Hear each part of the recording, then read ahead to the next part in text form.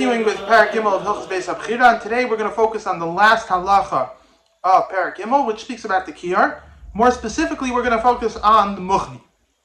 What's this Muchni?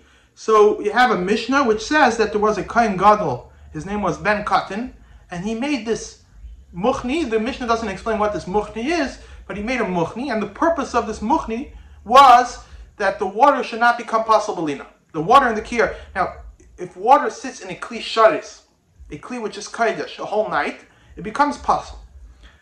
So in order to avoid that issue, Ben Katan made this Muchni. So the Gemara asks, "My Muchni, what's a Muchni?"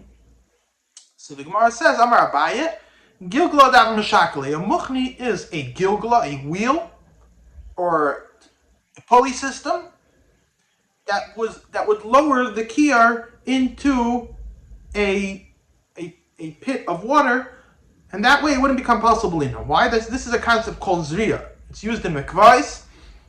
If you have two bodies of water and one is kasher and one is pasal, and you connect them, then they both become kasher. That's what the Gemara says. What's this Muchni? It's this pulley system which would lower the kiyar into the bar. Comes the Rambam at the end of Perek Gimel Hilchos Beis Habechirah, and he says, what's a Muchni? It's a Muchni also loy sheyiyu ba hamayim tamid. A Muchni is something which holds the water, v'hi chayil, and it's a kli chayil kadei shelo yiyu hamayim shebanim salam balina. The Rambam in Hilchos Beis Habechirah says that the Muchni is not a pulley system. He doesn't say it's not a pulley system. He doesn't say make any mention about a pulley system. He says that a Muchni is a kli, just like the kiyar. The only difference in the Muchni and the kiyar is that the kiyar is a kli kaidesh, it's a kli sharis, and therefore if the water sits in it overnight, it becomes pasal. And the Muchni is a kli chay. So the water can sit in the Muchni for a few days, a few months, it doesn't become pasal balina. The Ravid right away screams out, what's the Rambam saying? The Gemara says that the kiyar is that the Muchni is a gilgul of meshakali, it's a pulley system. Why is the Rambam explaining the Muchni differently? Now the interesting thing is that the Rambam himself, in Perek Mishnayos, says clearly that the Muchni was a pulley system, and also in Mishnah Torah, in a different place, in Hilchos Beis Hamikdash, the Rambam explains that the way to ensure that the water of the kiyar didn't become pasalbalina is through lowering it into a mikveh. So you have this, it's not just that the Rambam is contradicting a Gemara, the Rambam is contradicting himself. The Gemara and the Rambam in one place says that the Muchni is a pulley system, and then in another place, in Hilchos Beis Habechirah, the Rambam comes and tells us that a Muchni is a kli chayil. It's a whole different system, it's a whole different solution. So the Kesef Mishnah says that the Rambam had two interpretations of the Gemara, and he was saying both of them because he wasn't sure which one's right. It's not such a gishmaka answer. So before we get to explain how we're going to try to explain the Rambam, just to explain based on what the Rambam says in Perek Mishnayos, what the Rambam means over here. What it seems to be saying is like this: the kiyar was a pot of water which had spouts that the kohenim could open and do kiddush yadayim reglayim. Now the kiyar was very small. The kiyar only held a little bit of water.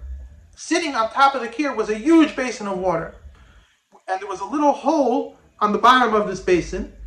So any time water came out of the kiyar, it would automatically refill from the water coming from on top. So there was always a little water in the kiyar, and there was always a lot of water in this kli which was chal. So the water in the top kli didn't become pasalbalina. Now, we still have to understand how does that help the actual kiyar, because even though most of the water is not in the kiyar, there's still always a little water in the kiyar. So how is that little water in the kiyar not being pasalbalina? So now, there is a arichos from the Rogatchover Gaon, which to be honest, I can't say I understood everything he says, but I think I understood what he's trying to say. And he explains that there are two issues and two solutions. So the Rambam is speaking about two different things. The two issues are both called psolina, but there's two types of psolina. There's one type of psolina which is alois hashachar. When something that's in a kli kodesh passes alois hashachar, it automatically becomes pasal. There's another issue which is what we call ibur tzura, that if something in a kli kodesh sits overnight, over an entire night, not just on Moed HaShachar, if it sits over an entire night, it becomes like spoiled, and you can't use it anymore. So there's two separate dinim of lina, and these two separate dinim are two separate issues and need two different solutions. Now, why can't you have the same solution for both? So let's start with the first issue. The first issue is that the water sits over the entire night and it becomes spoiled, and you can't use it anymore. Now, again, this is only an issue if it sits in a kli kodesh. So for this is what the Rambam is speaking about in Hilchos Beis Habechirah, that they made this huge basin of water which was choil, and it sat on top of the kir. So the water that was in the kir was only very little water. And over the night, if a few kohanim did kiddush yadayim v'raglayim, there was already new water in the kir. The old water that was in the kir wasn't in there anymore. There was new water in the kir. So there was never water sitting in the kir a whole night.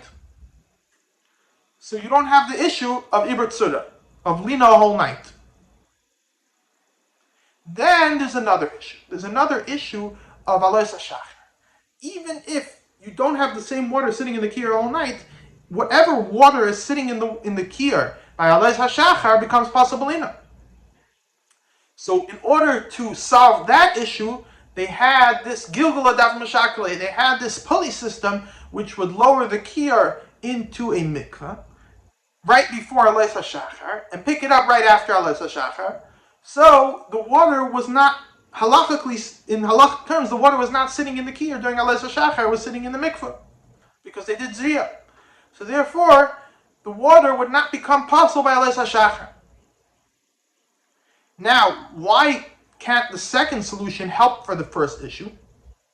So the Rogatchover brings a halacha, ein zriyah lehektish.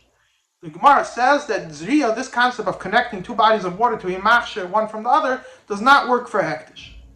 Now, if ein zriyah lehektish, the whole gilgul adav mashakle falls apart. So Taisa says that ein zriyah lehektish is only if the zriyah happened after the psul.